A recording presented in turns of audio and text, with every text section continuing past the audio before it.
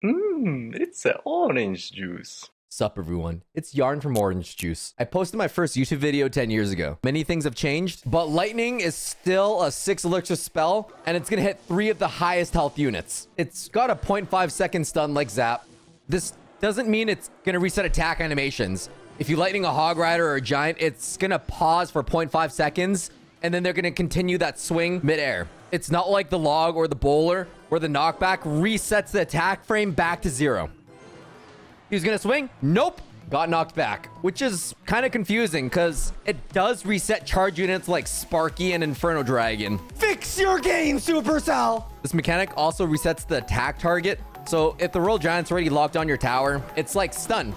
You just need Zap or Lightning and it's gonna switch to the nearest target. A gut instinct might be to lightning the tower for some value, but you might end up resetting the Princess Tower, which isn't always the optimal case for like a Balloon Lava Hound push. Like, in this case, you don't want to target the tower. Taking out the evolution archers is going to be way better value than lightning on the Princess Tower. Lightning is generally one of those cards that sits in your hand more often than not. Kind of like how Clone and Freeze are held until you really need it at the right moment. So don't use 3 or more dead cards in a single deck because you might just end up with an awkward hand. It's good in decks that need to break through like Golem, Lava Hound, Royal Giant for sniping the Teslas, the Infernos, and everything that's gonna hurt your tanks. But especially good with Ram Rider and Goblin Giant, at least depending on the meta. With these troops, you're able to Fireball or Lightning that normally don't make sense, like a mini P.E.K.K.A.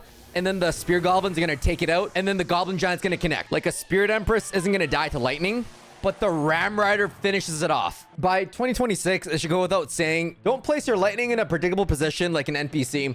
You're just gonna lightning block it. You're gonna put it down. Then they're gonna put down like lightning rods, anything that has more health in the tower, and you're gonna lose. Sometimes you want to just clip it right at the edge. But more often than not, people lightning rod in the very back because it increases their chances of the troop walking towards the tower. So GG's, you win. With evolutions in the game now, you kind of have to predict like evolution musketeers. They're just gonna snipe your troops. So it's a little hard to react to it, especially if you put it here. They're gonna put the musketeer on top, and you can't do that without activating the King Tower. So this is a decent position. If you're gonna expect the musketeer, you could predict it. I think you just need to hover. It's gonna block 2 of the 3 shots. It does hit invisible units like the Ghost. It's not gonna make him reappear, but that's especially good to know for Archer Queen. Usually I'll wait until they think they're gonna activate the ability, and they've wasted the elixir and you're up even more. Lightning alone can fully counter Ram Rider, but you have to time it right as she's about to charge. Clean. And this is such a niche interaction, but against evolution pigs, they can't deal drop damage if they're dead.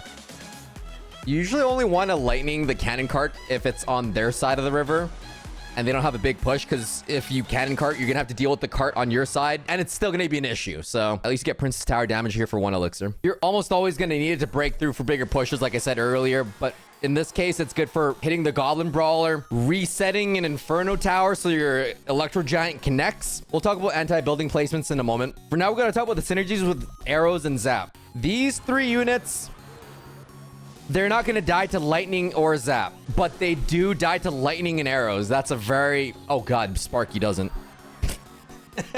Lightning with the Log or Barb Barrel is going to take out Ghost and Lumberjack, but not enough for the Elite Barb, which is kind of nice for the barrel to take off the little finisher. The Monk doesn't reflect lightning. Simple. And the Mother Witch's Hogs actually have 100 health more than her, so they act as a lightning rod and protect her. Battle Ram, that's a classic lightning rod. It's the classic lightning rod.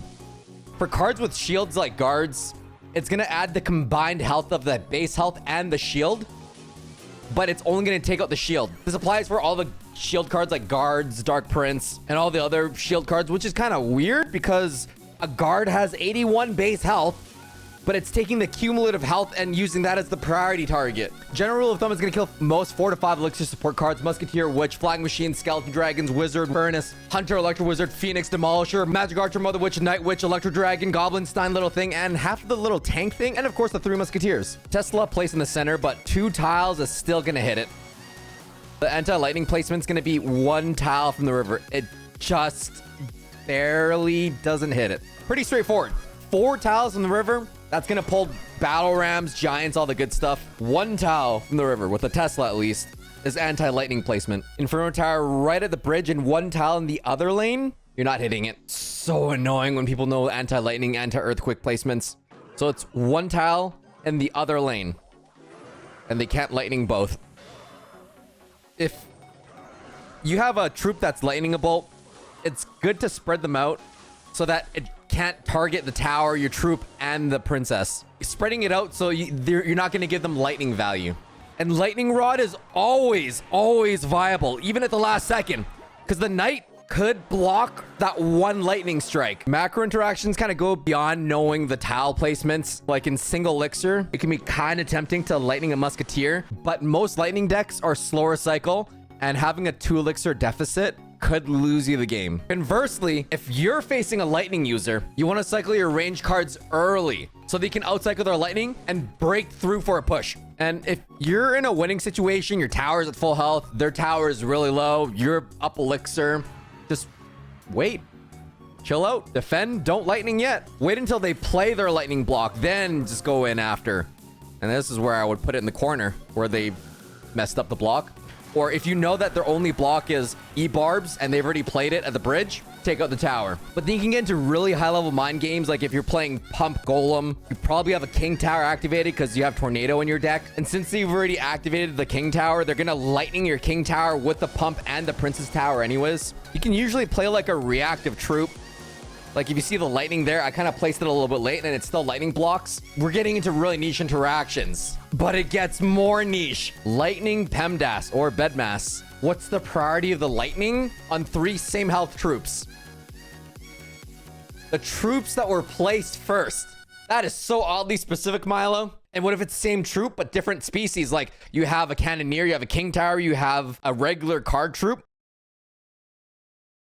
It's going to go King, then Princess, then regular card. Multiple troops with the same health. It'll be whatever the finger selected first. Why do we even need to know this? So King Tower position is from true red and blue. Yeah. You can tell because your tower skin reflects which side you own. Player 1 gets shafted. I guess they have priority. Milo, I don't know what this spreadsheet is, this flow chart, but this is not...